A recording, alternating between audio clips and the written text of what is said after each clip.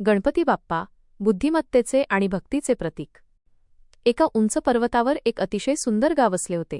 एकदा तिथे सर्व देव एका मोठ्या योजनेवर चर्चा करण्यासाठी एकत्र जमले. योजना तर ठरली, पण त्या योजनेचे नेतृत्व कोण करणार, म्हणजे प्रमुख कोण होणार, यावरून पेच निर्माण झाला. शेवटी भगवान महादेवांनी एक उपाय सुचवला. त्यांनी एक स्पर्धा जाहीर केली. जो संपूर्ण जगाची प्रदक्षिणा घालून सर्वात आधी इथे परत येईल, तोच या योजनेचा प्रमुख होईल. स्पर्धेला सुरुवात. हे ऐकताच सर्व देव आपापल्या वेगवान वाहनांवर स्वार झाले आणि आकाशात झेपावले. कोणाकडे गरुड होता तर कोणाकडे मोर, पण गणपती बाप्पा मात्र आपल्या चिमुकल्या उंदरावर शांतपणे बसून होते. हे पाहून लोक विचारू लागले, बाप्पा, एवढ्या मोठ्या जगात तुमचा छोटासा उंदीर तुम्हाला कसं काय जिंकवून देणार? बाप्पांची युक्ती. बाप्पा फक्त गोड हसले. त्यांनी उत्तर दिले, माझं जग तर माझे मातापिता आहेत.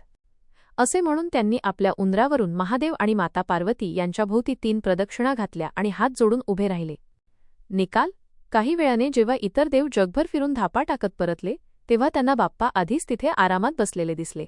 महादेवांनी विचारले, बाप्पा, तू संपूर्ण जग न फिरता इथेच कसा? बाप्पा नम्रपणे म्हणाले, स्वामी, मातापित्यांच्या चरणापाशीच सर्व तीर्थ आणि संपूर्ण जग असतं. मी त्यांना प्रदक्षिणा घातली म्हणजे मी संपूर्ण जग फिरलो. बाप्पांचे हे प्रगल्भ विचार ऐकून महादेव प्रसन्न झाले आणि त्यांनी घोषित केले, आजचा विजेता गणपतीच आहे. तात्पर्य. याच घटनेमुळे आजही कोणत्याही शुभकार्यात आपण प्रथम पूजन गणपती बाप्पांचे करतो.